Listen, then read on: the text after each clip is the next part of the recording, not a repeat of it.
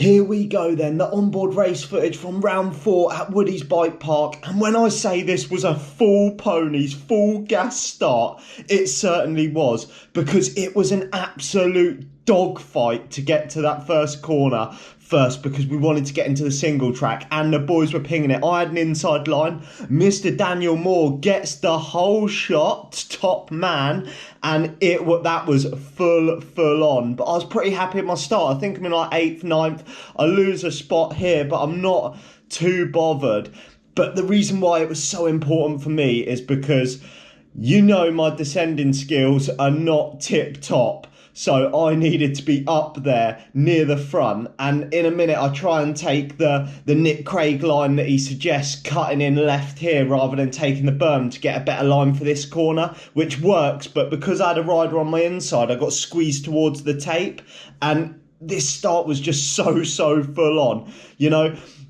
Moving up to expert, that's the one thing I've realised. I'll say it a million times, just everyone's fast. I can't imagine what it's like being in the elite category, and who knows if I'll ever get there. But good start, and you can see here, this is when I start to try and move up, because really you need to be absolutely nailing it to this next bit of single track as well, because once you get into the single track, two things: it's really hard to overtake, and the other thing is this chopper needs to get his big backside in the way to block all these fast boys, because they were sending it down the descent. But I only managed to move up one spot here. Just the pace was just on it so hard that I was just like, that is all I can do. That's all the berries I've got. But I'm sitting, where am I? There's a couple that have got a little bit of a gap because they went full rip the head off it. I'm probably like just inside the top 10.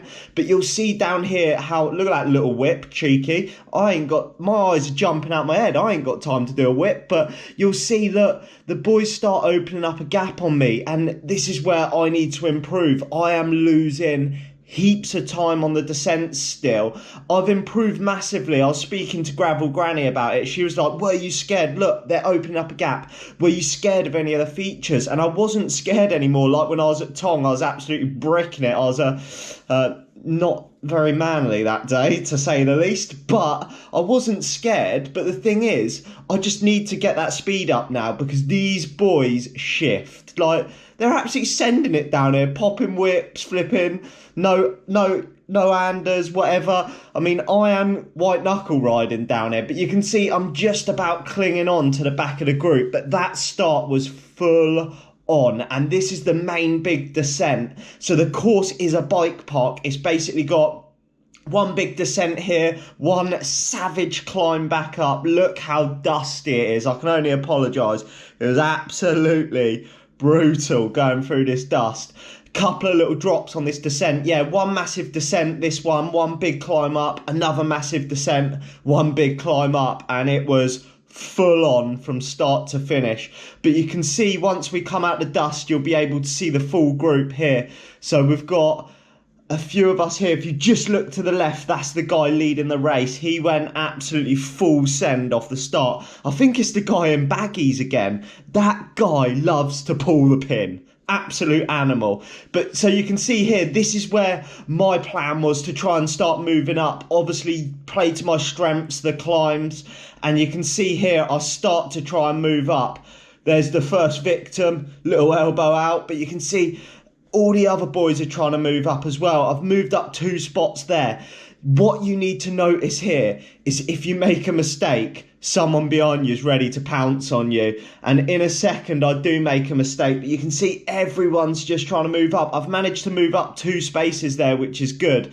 And I'm using the climb to my advantage now, but it was just in a second I make a little mistake. Look at that little naughty move around the inside there. Obviously, Mr. Daniel Moore with the whole shot is now paying for it. So we're moving up past. That's the 3rd rider I've managed to get past now. And you can see the leader in front. So I think I'm in like maybe 5th or 6th place. Top start just here. I clipped the wheel in front of me. Now, that was an absolute nightmare because I had to do that awkward little truffle shuffle because I unclipped, whatever you want to call it, where you're like shuffling up. get clipped back in. And because of that, I just sort of lost my rhythm. I lost a place. My heart rate spiked because I was faffing about trying to get going again. Absolute nightmare. But look at this. If you ease at all in the expert race, I've eased here, you lose a place. You cannot ease at all in these XC racing because you will lose a place. This little bit here was absolutely savage, this little kicker. And in a minute, you're going to, spoiler alert, you're going to see the winner come past, Tom Cousins. He started behind me on the grid. The man's a mutant. Look at him go up this hill. He's literally gone past us, gone past everyone, like we're stood still.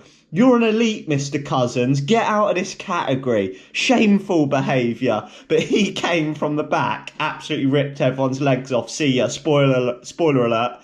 Tom wins. But that is the top of the first climb, and I'm still 1, 2, 3, 4, 5, 6, 7. I'm sitting in 8th place. So super, super happy with that. Inside the top 10. I think I was gridded like 18th, something like that. But this is where it all started to go horribly, horribly wrong for me. Obviously, the boys have opened it up down this descent. Look at me, I'm like rolling over. Oh, God, you're an absolute granny, Georgie boy. There's Del boy, good Del boy. So coming up here, this is where it all started to go wrong for me. I did let the wheel go on that descent, but the next descent is where I got a pinch flat. Now, I know what you're thinking. This is 2023. I've heard it a million times. Why have you got an inner tube in there? Purely because I punctured, like, it was probably a couple of months ago now, and it wouldn't seal. So I did have tubeless set up, but I banged an inner tube in there. It was working, it was fine, and obviously on one of these drops, me big fat backside landed a little bit heavy, pinched the inner tube, and I lost all the air. I think it was this rock guard, the like little jump after this rock garden section. So I went down here okay. It was this next one, just here. This one here, I landed heavy, lost a lot of air in my back tyre. And going around these corners, you know when you can just feel, it feels awful. It was like, whoom, whoom, making that like funny sound. I don't even know how to describe it, but it was awful. And in sheer panic, I decided just to keep pressing on. I remember looking down at it and thinking, don't worry, George, it's not pan flat. What had happened with the inner tube? You're probably thinking, how has it still got air? Where I was so lazy and didn't clear the stands out, the stands had sealed the hole in the inner tube, but I had literally like no PSI in my rear tyre. Look how slow I'm going now because I'm worried I'm going to ding the rim. I can feel the rear end just sliding all over the place. And this massively cost me. They gapped me, and I know what you're going to say. I should have just pitted. But honestly, I didn't realise that Dad had a spare wheel for me. So in the heat of the moment, when your brain's running at 1,000,000 miles an hour, I'm already like dropping out of the race. And I'm thinking to myself, I've got to just keep going because if I keep falling back, it's race over anyway. If I stop at the next pits, actually, Dad was in that pits we just went past, so I basically would have had to do a full lap to get back to him anyway. But I thought he was going to have to do a full inner tube change, blah, blah, blah. But look at the gap the boys put into me there. And I remember coming around this corner, going to put the power down, and feeling like I was riding through treacle. I thought I was back at a cyclocross race going through the mud, where it was so flat, my rear, I was giving it beans and I was not moving. And this is a lack of experience. I've sped this up. You're going to see every man and his dog come past me now. I am giving it everything I have. I'm in an absolute world of hurt. And I'm just going backwards. You can see I lost probably seven or 8 places there, and I'm still going backwards. I'm trying to cling on for dear life, and I'm looking down at the tyre and I'm thinking, if this holds, just carry on, George, because if you pit, race is over anyway. It was a terrible decision. In hindsight, we can all think like, oh, in hindsight, I should have stopped. But when I hit this grass section, this was the worst. Look, they're easing up. And I remember thinking, I am still going full gas, like the friction. They start rolling down here, like freewheeling. I start getting dropped. And it was just an accumulation of that now. I don't want to keep making excuses. I made a terrible call on the course to carry on. I should have pitted at the nearest chance, changed the wheel, and then seen if I could have caught back on. But you know what happens? Like, the red mist comes over you, and you're just like, I need to carry on. I need to get as far as I can. And in my head, I was thinking, get as far as you can.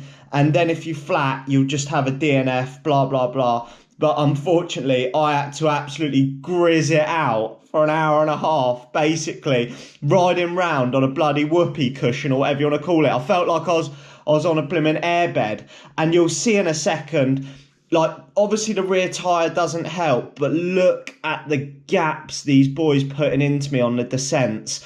It's eye-opening. When you watch these boys, when you watch the elite guys, when I was following Luke round, when I saw the footage of Cameron Mason and Charlie Aldridge going round, it is mind-boggling how fast these guys go down single track. Absolutely blows my mind, and it's made me realise, do I need to be, I don't need to be like, well, obviously I still need to be getting fit, but I need to focus on going downhill. But this was sort of like race over now for me. My head had totally gone. You can see I'm trying to hold on with absolutely everything I've got. And you're probably thinking, Georgie boy, could your race get any worse? Yes, it could. God, it was as if everything that could have gone wrong in this race did go wrong. And coming into this next downhill section, you're never going to believe what happened. Your man goes and drops his chain. Now you're probably wondering, you not got that chain catcher yet, Georgie boy? No!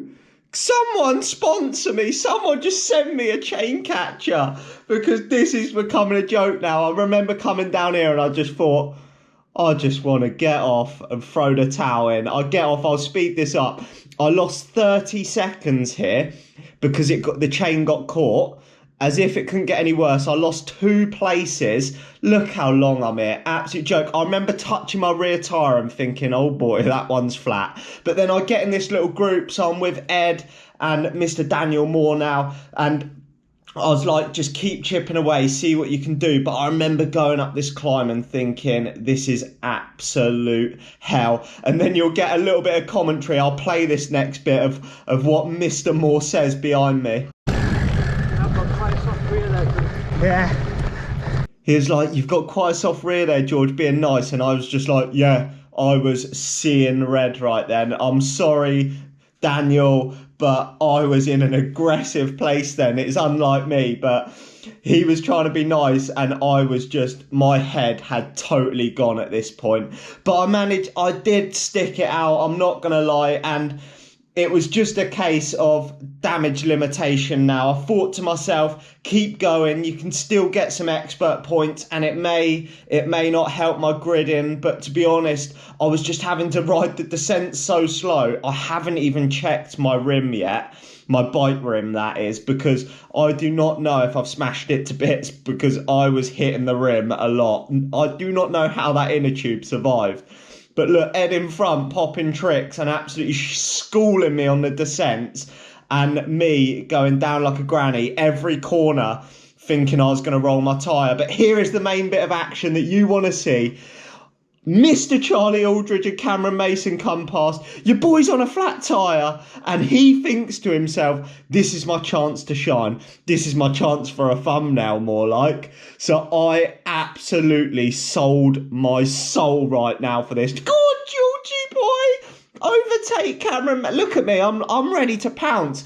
Honestly, if they weren't in such an important battle, I'd have done a little sprint. It would have been Chopper. I'd probably got DQ'd for doing it, but I would have sprinted past just for the action footage. But honestly, I sold my soul for this bit of footage. These boys are so strong. Absolute animals.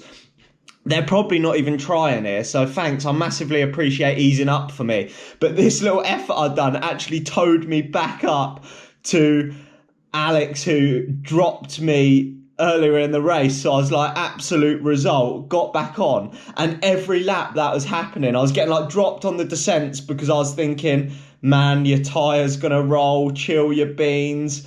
But you'll see here now, every lap I was just like getting passed by someone, clinging on for dear life to their back wheel. I think it was the next bit as well.